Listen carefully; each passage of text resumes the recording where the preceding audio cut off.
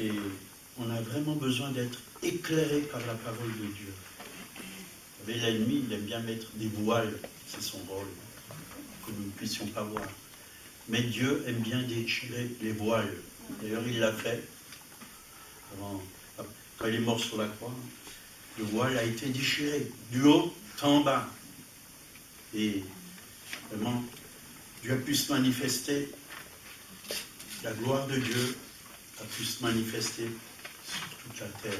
Le voile a été ôté, déchiré.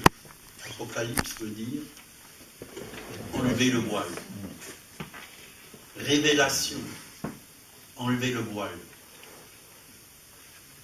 Donc ce matin, j'aimerais vous parler des bénédictions et des malédictions générationnelles. On peut hériter des bénédictions, mais on peut aussi hériter des malédictions. Et bien souvent, on parle des malédictions, on hérite des malédictions, mais c'est aussi important de savoir qu'on peut transmettre des bénédictions à nos générations, à nos enfants, à nos petits-enfants. La Bible dit, ce que tu sèmes, c'est ce que tu récoltes. Et parfois, vous semez une graine, et ça prend du temps pour que cette graine s'ouvre, pour que vraiment cette graine porte du fruit.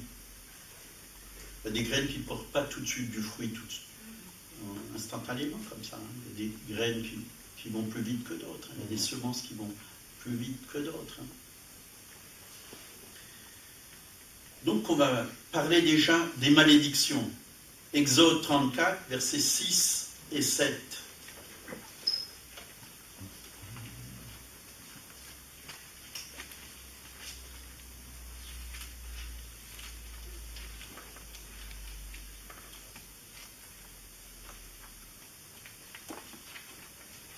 L'Éternel passa devant lui et s'écria, « Éternel, Éternel, Dieu miséricordieux et compatissant, lent à la colère et riche en bonté et en fidélité. » Moi j'aime ça. Dieu miséricordieux. Ça c'est vraiment le cœur de Dieu, du Père. Il est miséricordieux.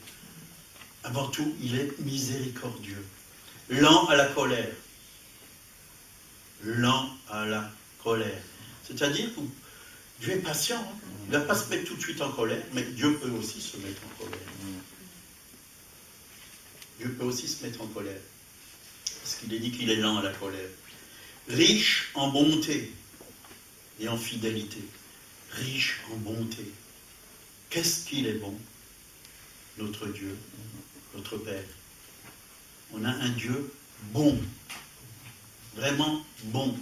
Moi, cela, tous les matins, je me le dis, Dieu est bon.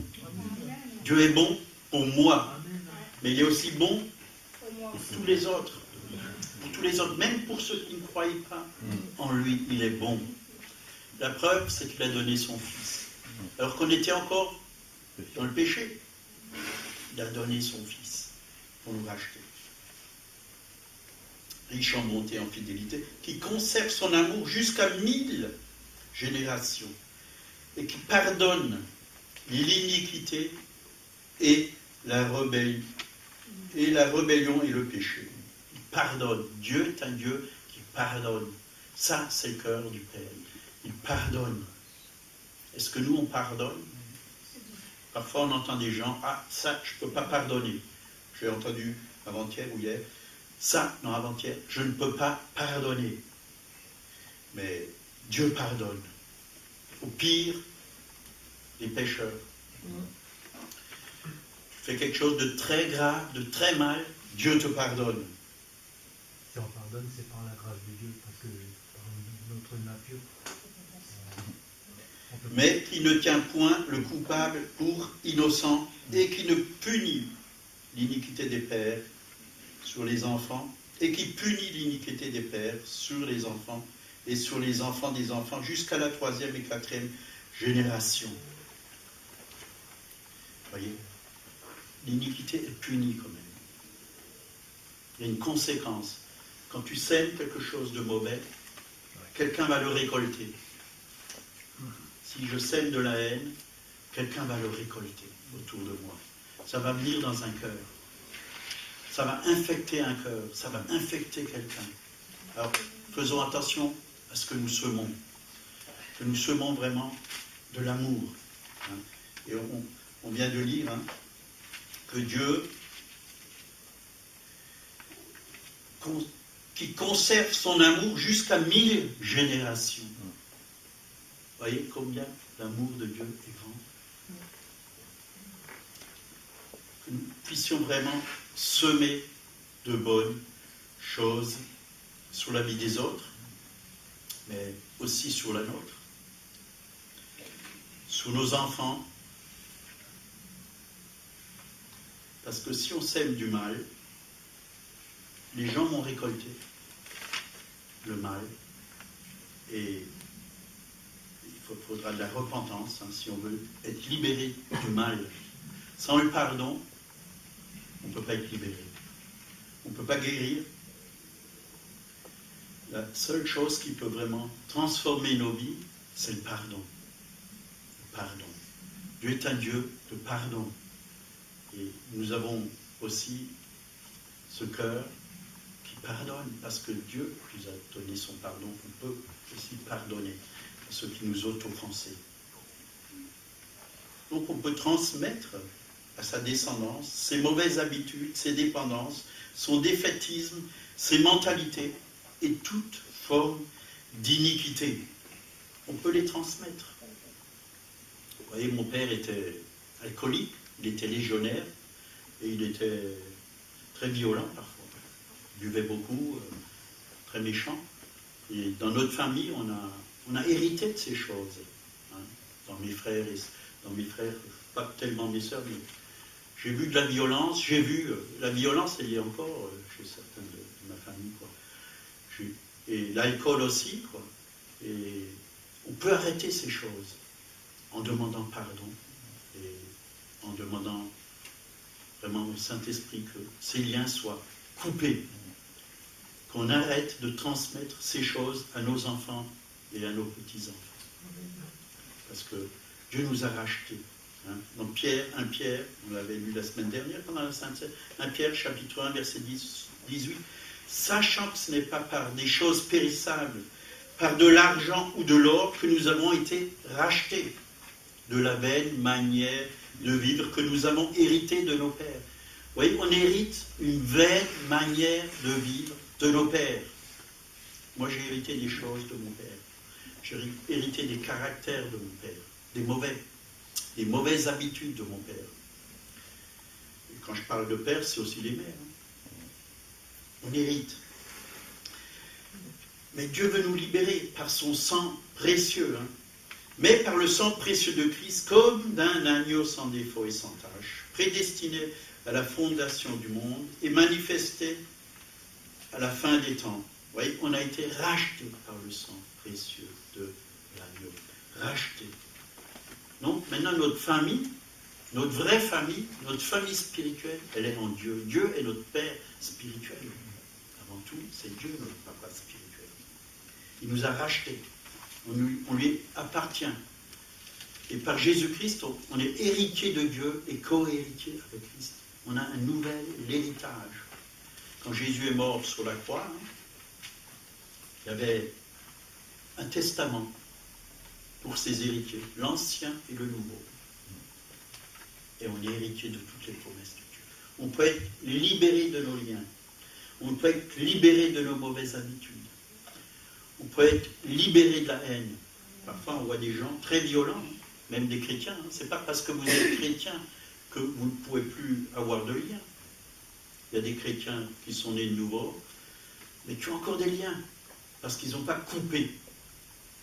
Ils ont hérité ça de leur père. Ils n'ont pas coupé ces liens au nom de Jésus. Les liens sont faits pour être coupés. Il y en a qui ont eu des héritages impurs, des choses qui ont été manifestées, des impuretés, des choses qui n'étaient pas la gloire de Dieu. Ils ont hérité ça, un esprit impur. Mais Dieu veut détruire cela de nos vies, il veut couper avec ces manifestations dans nos vies, avec ces pratiques dans nos vies. Il y en a, c'est l'alcool, la drogue, le tabac. Ah, mon père fumait, ma mère fumait, mon grand-père fumait. On est tous morts du cancer. Vous voyez? Et si on croit ces choses, on va dans la même direction. Que nos pères, nos mères, et ainsi de suite. Ma mère avait le cancer, ma grand-mère l'avait aussi. Tel était le cancer. Toujours le même, ils sont tous morts de ce cancer. Et si nous croyons à cela, ben, l'ennemi va continuer à se manifester dans la famille, dans les générations, pour détruire. Parce que c'est un esprit. C'est un esprit. Et nous pouvons couper ces choses. Nous pouvons couper. Dieu nous a rachetés par son sang précieux. Il nous a rachetés. Et nous devons demander pardon pour ces choses, pour les péchés de nos pères et nos mères. Moi-même, j'ai dû demander pardon, malgré que mon père était déjà mort, pour tous les péchés de ma famille, de mon père, de mon arrière-grand-père, de toute ma génération. Il y a eu de l'occultisme dans ma famille. Vous voyez, dans les familles siciliennes, il y a beaucoup d'occultisme, et d'occultisme religieux. Religieux. La religion et l'occultisme, ça marchait très bien ensemble, très superstitieux. Jamais 203. Hein. Vous voyez, je l'entends encore, ces choses. Ah, je l'ai entendu cette semaine, quelqu'un qui m'a dit, ah, je suis tombé 2 fois. Je suis allé chez une dame pour chercher des volets pour les peindre à la maison. Je suis tombé 2 fois de l'escalier. Mais elle a dit, jamais 203. Si ça arrive de nouveau, bah, je dis, ne dites pas ça, madame. C'est fini maintenant. Vous ne tomberez plus. Il ne faut pas proclamer des malédictions sur votre vie. Il ne faut pas vous attendre à retomber une 3e fois. Vous êtes tombé 2 fois. Ben, soyez content que vous avez pu, elle s'est même cassé la jambe. Quoi. Soyez contente que vous pouvez de nouveau marcher. Mais ne proclamez pas des choses comme ça. Quoi. Et la semaine d'avant, j'ai aussi entendu par un client, c'est une journée loupée. Parce qu'on est allé chercher un échafaudage pour faire de la peinture, quoi. J'ai tout alloué. Puis cet échafaudage ne convenait pas. Il n'était pas bon et on l'a ramené. Il a dit, c'est loupé. Je lui ai dit, non, c'est pas loupé. C'est pas loupé. On en recherchait un autre. Ah ben, c'est foutu. De toute façon, la journée est foutue. Puis il avait rendez-vous quelque part. Et puis il est parti avec sa voiture. 1h30 après, il revient, il me fait, la route était bloquée, je ne sais pas plus. Je t'avais dit que c'était une journée foutue. Je lui ai dit, bah oui, si tu crois ça. Hein. Puis en rentrant, il voit quelqu'un qui fait un accident. Il a dit, en plus, il y a un accident. C'est une journée de malheur, il me fait. J'ai dit, moi, j'ai prévu quelque chose pour cette journée, même si j'ai prévu cette chose ne se fait pas dans le temps, mais ça se fera dans la journée. C'est fait dans la journée, sans accident, et dans la paix et dans la joie. Et la personne, je vais témoigner du Seigneur, bien sûr. Et je lui ai dit, tu vois, il y a toujours des solutions aux problèmes. Parce que je lui ai dit, de toute façon, il y a une solution. Parce qu'on ne savait pas comment faire. Quoi. Il y avait des difficultés, quoi, à atteindre un certain niveau dans les hauteurs, et on ne savait pas comment faire. Quoi. Même avec l'échafaudage, on n'y arrivait pas. Et Dieu m'a donné une solution, c'est de prendre une perche, d'attacher un grattoir et de gratter, et d'attacher à ma perche un pinceau et de peindre. Et je suis arrivé. Et tout a été fait sans accident. Parce que vous savez, l'échafaudage, il fallait le mettre, et en dessous, il y avait une piscine. Hein. Il y avait juste la place d'1 mètre pour rouler. Là. Si je serais tombé dans l'eau. Hein. Mais je ne comptais pas tomber de toute façon. J'ai dit, je ne tomberai pas. J'ai mis les freins à l'échafaudage, parce que c'est un échafaudage roulant, il y a des freins. Tout ira bien, je lui ai dit, t'inquiète pas. Et tout est allé très bien. Et il m'a dit, ben, tu m'appelles en automne, je te donne 10 sacs de fumier, parce qu'il a des chevaux pour ton jardin. Je te les offre. J'ai dit, mais je te les achète? Non, je te les offre. Je te les offre. Alors, en automne, je vais l'appeler pour recevoir 10 sacs de fumier. Je vais avoir une bonne tomate l'année prochaine. Mais cette année aussi, je vais en avoir. Alors, il m'a envoyé le chèque hier, hein, et il m'a marqué, je lui ai dit, tu peux me tutoyer, rendez-vous en automne pour le fumier, il m'a marqué. Vous voyez? Dieu est bon. Dieu est bon. Vous voyez, on peut affronter des problèmes parce que nos ancêtres ont fait de mauvais choix. Et ça nous retombe dessus. On n'y est pour rien, mais ça nous retombe dessus. Ils ont fait de l'occultisme, ils ont fait de la sorcellerie, de la magie, ils ont fait de la pornographie ou je ne sais quoi. Et ça retombe sur les enfants et les petits-enfants. Vous voyez ? D'ailleurs, ceux qui ont des dons dans l'occultisme, bien souvent, ils le transmettent même à leurs enfants, ces dons. La voyance et toutes sortes de choses, quoi. Ils le transmettent. Mais les bénédictions aussi, on peut les transmettre. Quand Dieu nous donne une bénédiction, on peut le transmettre à nos enfants. On peut le transmettre, de bonnes attitudes, on peut les transmettre à nos enfants. Et si vous n'avez pas d'enfants, vous pouvez le transmettre à votre entourage. Ce que Dieu vous a donné. Toutes les bénédictions que Dieu vous a données, vous pouvez les transmettre. Vous pouvez semer dans la vie des autres autour de vous.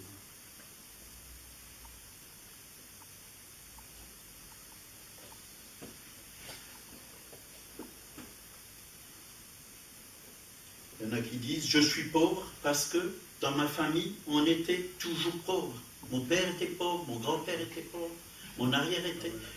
Mais c'est vrai. Et ça, j'ai entendu beaucoup de fois dans ma famille. Qu'on ne pourrait jamais réussir parce qu'on est d'une descendance pauvre. Mais quand je me suis donné au Seigneur, j'ai réalisé que mon père était riche et que je pouvais y arriver. Et qu'il pouvait pourvoir pour une maison, pour moi-même. Parce que louer une maison, c'est beau. Mais il faut payer tous les mois son loyer. Mais être propriétaire, c'est mieux. Et à partir du 1er mai, on est devenu propriétaire. C'est mieux. On n'a plus le loyer à payer. Et on a encore l'entretien de la maison. Mais c'est beau. C'est beau de pouvoir être propriétaire. Tu peux inviter qui tu veux, tu peux faire ce que tu veux, tu peux l'aménager comme tu veux. Mais le Saint-Esprit nous inspire pour aménager, pour améliorer, pour recevoir aussi du monde. C'est beau. Donc on peut couper avec la pauvreté. On peut couper avec la maladie. On peut couper avec des liens impurs. Ma mère était diabétique, ma grand-mère était diabétique. J'ai hérité le diabète. Ma mère avait le cancer du sein, ma grand-mère l'avait aussi.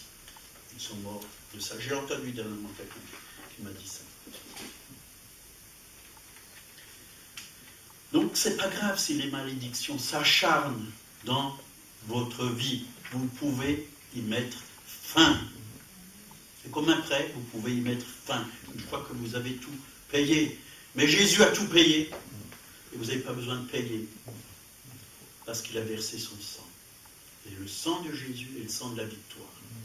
Il nous délivre de toutes les malédictions. Nous avons été rachetés de la malédiction de la loi.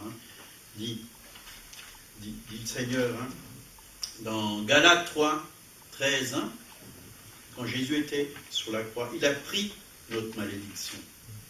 Nous étions censés être maudits à cause de nos péchés, mais il a pris notre place. Et la malédiction est tombée sur lui. Aujourd'hui,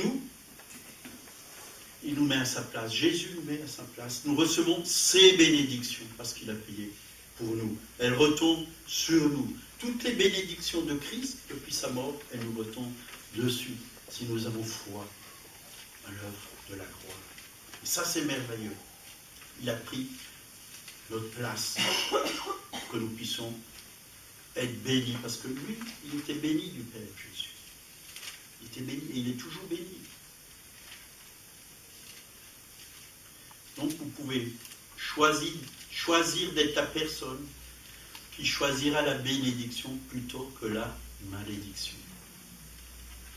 Dire, Seigneur, dans ma vie, je veux la bénédiction. Je veux mettre un terme à la malédiction sur ma vie et sur la vie de mes enfants et mes petits-enfants. Je veux que cette bénédiction que tu me donnes, elle puisse aller de génération en génération. Oui, il y a des hommes de Dieu qui ont béni des villes entières. Parce que la bénédiction, elle est venue sur eux. Et ils l'ont répandue sur toute une ville.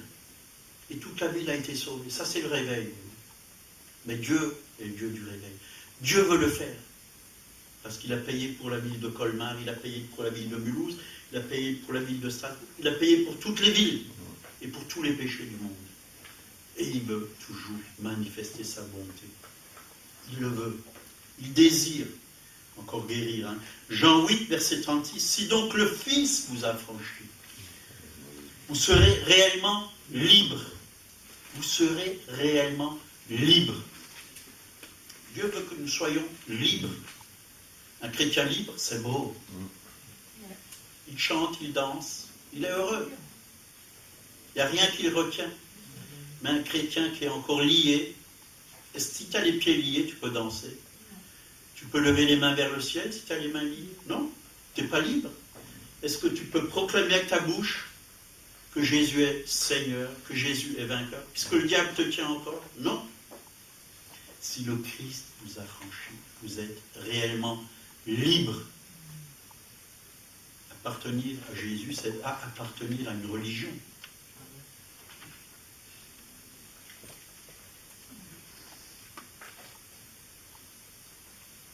Tu peux guérir, tu peux être libéré de l'alcool, ou de la drogue, ou du tabac, du mensonge. Il y en a, c'est le mensonge. Ils sont liés par le mensonge. Il y a beaucoup de chrétiens qui sont liés par le mensonge.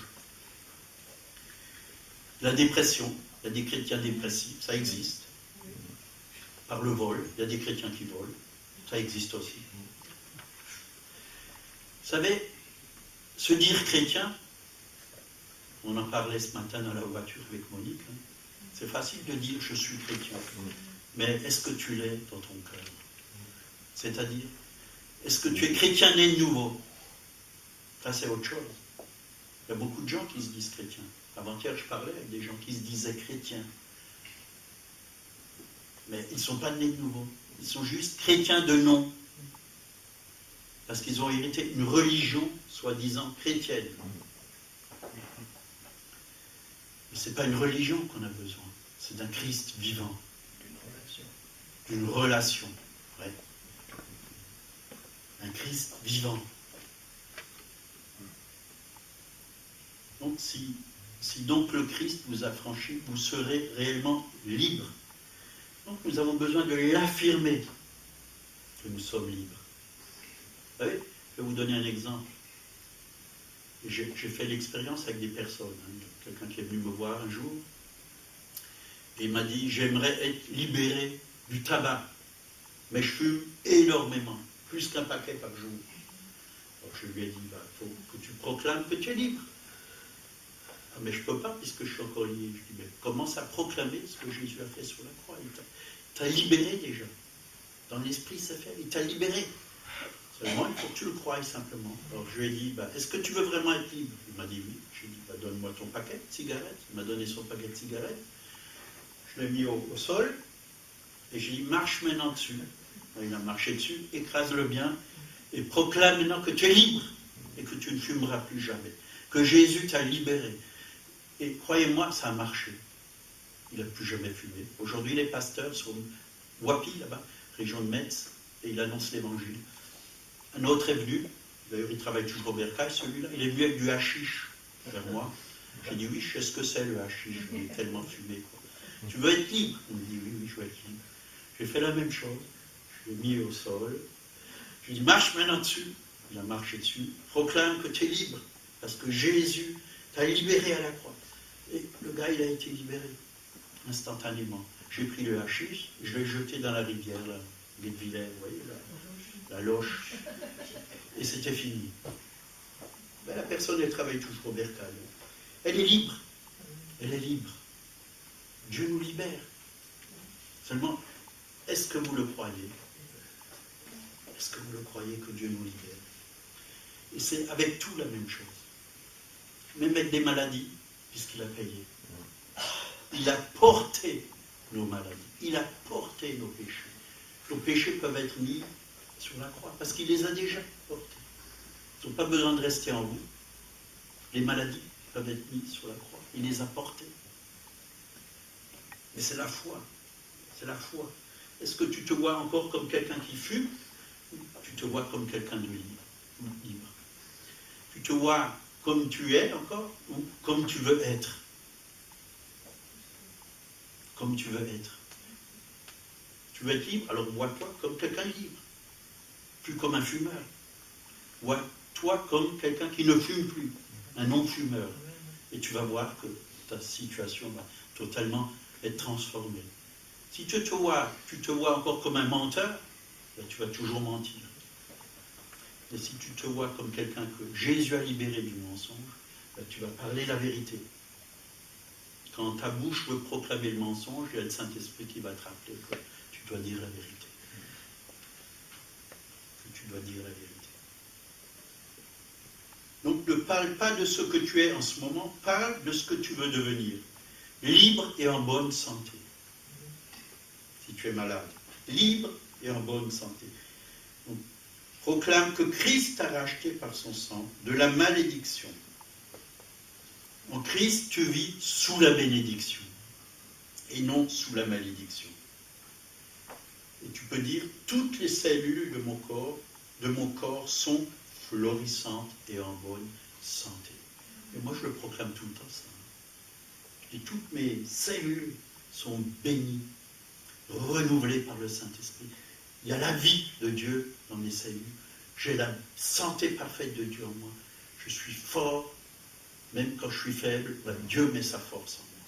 Et ça m'arrive d'être faible, parce qu'on a un corps physique. Parfois, il y a des faiblesses dans ce corps. Parfois, vous voulez partir travailler, puis vous vous sentez un peu faible. Puis proclamez que votre force est en Christ. Vous allez voir. La vie va venir, la santé va venir, les forces vont venir, le courage va venir, tout qui va venir. Parfois, quand la fatigue vient, je proclame ces choses. Avant de venir aux réunions, là, vous avez une voix qui vous dit « Aujourd'hui, tu as beaucoup travaillé. » Oh là là là là là. Tu as tellement travaillé que vaudrait mieux que tu ailles te coucher au lieu d'aller à la réunion. Et je dis « Seigneur, je te remets ma fatigue. Renouvelle-moi. » Je vais à la réunion de prière et quand je reparle de la réunion de prière, je suis encore plus léger que quand je suis venu. Et en plus, bonne forme que quand je suis venu. Parce que le Saint-Esprit nous renouvelle, nous rajeunit. Donc, je t'encourage à briser les malheurs qui ont accablé ta famille. Mon père a divorcé, ma mère a divorcé. Ma tante a divorcé, ma grand-mère a divorcé, mon grand-père a divorcé. Moi aussi, j'ai divorcé. Et plusieurs fois, j'ai divorcé. Et il y a des gens comme ça. Ils se marient, ils divorcent et ils redivorcent. Mais Dieu veut couper ces choses. Ou alors, dans notre famille, on a sont tous célibataires. Les filles sont toutes célibataires. Les hommes se marient, mais les filles sont célibataires. Mais il ne faut pas croire à ces choses.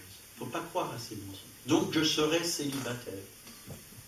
Moi, j'ai rencontré des gens, j'ai dit, vous êtes mariés? Il m'a dit, non, j'aurais bien voulu me marier, mais je n'ai jamais trouvé quelqu'un. Alors maintenant, il a dit, maintenant, j'ai 70 ans, mais je ne veux plus me marier. J'aurais bien voulu. Mais je pense que Dieu avait un plan. Mais dans sa tête, il y avait quelque chose qui lui disait, tu ne pourras jamais te marier. Tu n'es pas à la hauteur. Personne ne t'aime. De toute façon, tu es un vieux célibataire. Qui veut un vieux célibataire? À 25 ans, le diable m'a dit ça. Tu es un vieux célibataire. Je lui ai dit, dégage. Je suis fils de Dieu. Dieu a une princesse pour moi. Et tu vas me l'envoyer. Et Dieu m'a envoyé la princesse. Elle n'a pas perdu sa couronne. Hein. Même si vous ne la voyez pas, elle est là, la couronne. Elle règne avec Christ. Ézéchiel 18, verset 2. Les pères ont mangé des raisins verts et les dents des enfants ont été agacées. Ça veut dire quoi, ça? Les pères ont mangé des raisins verts et les dents des enfants ont été agacées. C'est-à-dire que les fautes des parents ont été des conséquences sur les enfants. Il y a eu des conséquences. Quand les parents boivent, hein, les enfants trinquent. Vous connaissez ça, là, hein? Il y a des conséquences. Le bonheur ou le malheur, il ne vient pas comme ça, naturellement. Il y a une conséquence, il y a une semence. Moi, j'ai rencontré un chrétien qui était toujours agressif. Toujours agressif. Dès qu'on lui disait quoi que ce soit, il se mettait en boule. Enfin, en boule, en colère, quoi. En colère. Parce que dans sa famille, il y avait ça. C'était un problème qui n'a jamais été réglé. Mais Jésus peut vraiment enlever ce lien, le lien de la colère.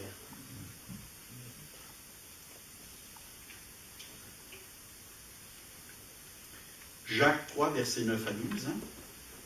Là, il nous a dit, avec la langue, vous voyez, par la langue, on peut transporter quelque chose. Soit de bon, soit de mauvais. On peut donner des bénédictions, ou on peut transporter des malédictions. Hein. Alors ça, c'est un passage clé. Hein. Avec la langue, nous bénissons le Seigneur notre Père, et par elle, nous maudissons les hommes faits à l'image de Dieu. De la même bouche sortent la bénédiction et la malédiction. Il ne faut pas, frère, qu'il en soit ainsi. Je dirais sœur avec un. Il ne faut pas qu'il en soit ainsi. Jaillit-il d'une même source de l'eau douce et de l'eau amère? Mes frères ou mes sœurs, un figuier peut-il donner des olives ou une vigne des figues? Une source d'eau salée peut-elle pas non plus donner de l'eau douce? Et avec votre bouche, vous pouvez faire de grands dégâts. Vous pouvez détruire. Vous pouvez aussi construire. Vous pouvez tuer avec votre bouche. Vous pouvez aussi donner la vie avec votre bouche. Vous pouvez donner des bénédictions, mais aussi vous pouvez donner des malédictions. Vous pouvez bloquer quelqu'un, le décourager. Et ça m'est arrivé plusieurs fois. J'ai été découragé. Peut-être que je l'ai aussi fait. Je ne m'en suis pas rendu compte. Mais on l'a tous fait. En général, on l'a tous fait. On a tous dit des paroles qui ont blessé les autres. Parce que nous-mêmes, on a été blessés. Quand on est blessé, on blesse les autres. Quand on est béni, on bénit les autres. Alors ce matin, si je vous bénis, c'est parce que je suis béni de Dieu. Je ne suis pas venu pour vous blesser. Mais si vous êtes blessé, Dieu veut vous guérir. Si vous êtes découragé, je veux vous encourager de la part de Dieu. Mais vous pouvez aussi vous encourager vous-même. Puisque la Bible dit dans Josué, fortifie-toi et prends courage. Prends, fortifie-toi et prends courage. Vous voyez, moi, ce qui m'a le plus aidé dans ma vie chrétienne, c'est pas qu'on m'encourage, ça m'a aidé. Mais c'est que je prenne du courage en Jésus-Christ, dans la parole de Dieu, en cherchant dans la parole de Dieu, en cherchant les solutions de Dieu, en cherchant tout ce dont j'avais besoin pour ma vie pratique. Vous voyez, avant le mariage, j'ai acheté plusieurs livres sur le mariage. J'ai dit, Seigneur, je veux me marier, alors il faut que je me prépare au mariage. Il faut que je sache ce que ta parole dit sur le mariage. Bien sûr, des livres inspirés du Saint-Esprit.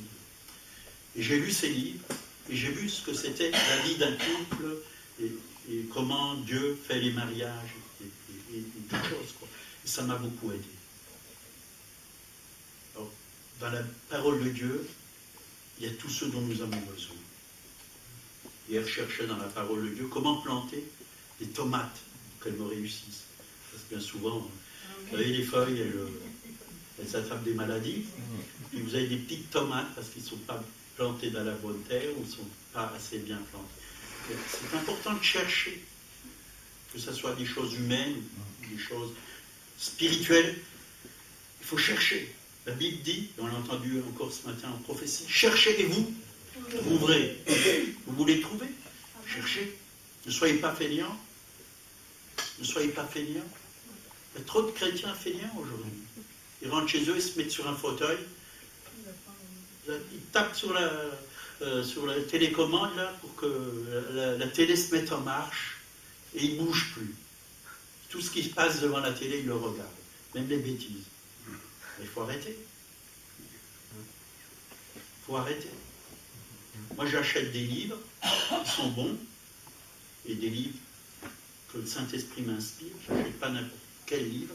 Et des livres, je ne les achète pas, même si c'est des livres chrétiens, parce qu'ils ne sont pas vraiment inspirés spécialement par Dieu. C'est des hommes qui les ont parfois écrits avec un esprit religieux, même si c'est des chrétiens évangéliques, ils les ont parfois écrits avec un esprit religieux. Ils ne sont pas ouverts au Saint-Esprit et sont contre plein de choses de la parole de Dieu, et ils emmènent leurs propres pensées, leurs propres idées. Ça, je n'en veux pas.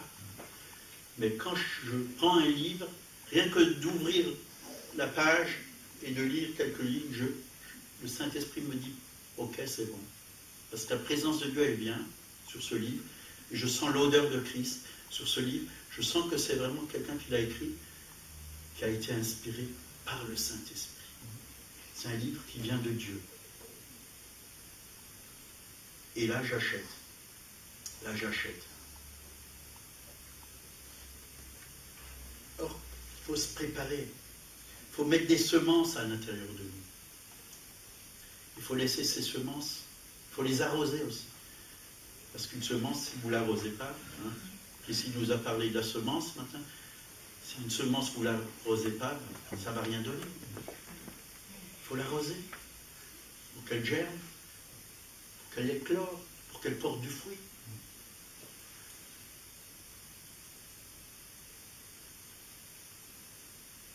Donc nous avons à choisir entre la bénédiction et la malédiction. Qu'est-ce que nous voulons dans nos vies? Qu'est-ce que nous voulons transmettre dans nos familles ou autour de nous? Or, s'il y a des choses qui ne sont pas à la gloire de Dieu, coupez. Coupez au nom de Jésus.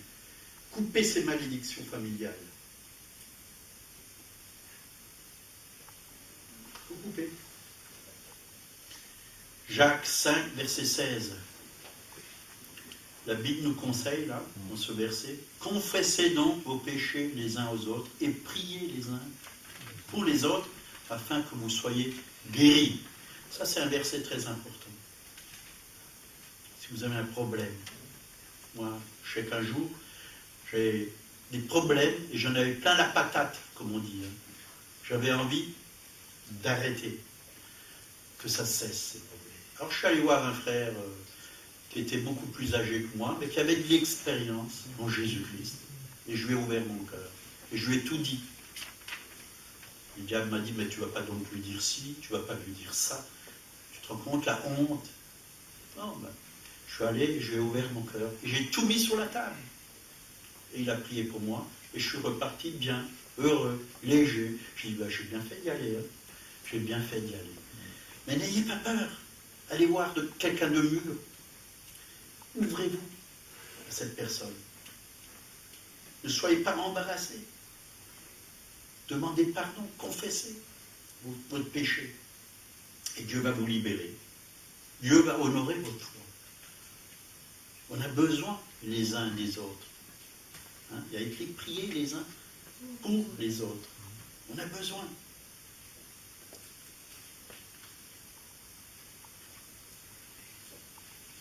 Donc,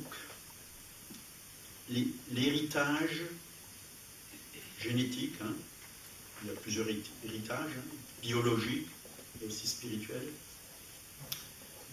Donc, nous avons tous un ADN hein, biologique, des traits, mes traits, la couleur de mes cheveux, ma taille, la couleur de ma peau. ADN émotionnel et spirituel. Et aussi, là, on se transmet à nos enfants ces choses, nos tendances, nos attitudes, nos habitudes, nos façons de penser. Parfois, moi, j'entends des enfants parler, mais ils parlent comme leur père. Comme leur père. Ils ont les mêmes gestes, parfois. Le même son de voix. Tellement qu'ils ont reçu ça, ils ont pris du Père toutes ces choses. Le Père a semé en eux. Parfois, si le père est craintif, ben, l'enfant sera craintif. Parce qu'on a semé en lui. Mais si le père est confiant, ben, l'enfant aussi. Parce que le père va apprendre à l'enfant à être confiant, dès petit. À avoir confiance en lui, à réussir, il va lui apprendre à réussir, à enlever ce qui n'est pas bon, il va lui transmettre des lois du succès, des lois du succès pour réussir, pour entreprendre. Il va aussi enlever de lui des pensées qui sont des pensées de défaitisme, des pensées je m'en sortirai pas, j'y arriverai pas. Non, il va le pousser vraiment, et il va même le pousser plus loin, pour qu'il aille plus loin. Parce qu'un père, il veut que son enfant fasse encore mieux que lui. Moi, j'ai vu des entreprises qui ont bien marché, mais quand les filles sont héritées, ça a fait faillite. J'ai vu d'autres entreprises que certains ont pris, des jeunes ont pris de leur père, mais ils les ont poussés plus loin. Ils les ont fait encore plus prospérer. Vous voyez, alors, il y a deux façons de voir les choses. Moi, je crois que quand un leader d'une église meurt, si on peut appeler ça, parce qu'en réalité, on ne meurt pas, on va vers le Seigneur. Ben, l'église, elle doit continuer, elle doit avoir un successeur. Sans successeur, il n'y a pas de vrai succès. Ça, vous me connaissez. Et je peux même dire plusieurs successeurs. Je veux lever tout un peuple qui continue. Une œuvre chrétienne, elle ne doit pas s'arrêter. Elle doit continuer. Elle doit continuer. Elle doit aller de l'avant. Elle doit grandir. Elle doit grandir. Et ça ne sera pas automatique, hein, comme les antibiotiques. C'est pas automatique. Mais il y a un combat. Il y a un apprentissage. Il y a des choses à transmettre. C'est comme à l'armée. Hein. À l'armée, ben, ils apprennent comment faire la guerre. Ils apprennent toutes choses, comment combattre. Ils apprennent comment gagner du terrain, comment aller de l'avant. Ils apprennent. Moi, j'étais jamais à l'armée, mais pour l'instant, je suis à l'armée de Dieu. Et j'apprends. Je ne sais pas tout. Et tant que je ne sais pas tout, c'est bon. Parce que le jour où je saurai tout, ça sera plus bon. Je serai trop orgueilleux, je crois tout savoir. Moi, j'ai à apprendre, même des jeunes, j'ai encore à apprendre, des enfants, j'ai à apprendre de chacun d'entre vous. Parce que c'est comme ça qu'on grandit. On a toujours à apprendre. Donc, on doit transmettre des choses, mais on a aussi besoin. Voyez, vous avez un compte où vous déposez quelque chose, mais vous avez aussi un compte où vous retirez quelque chose.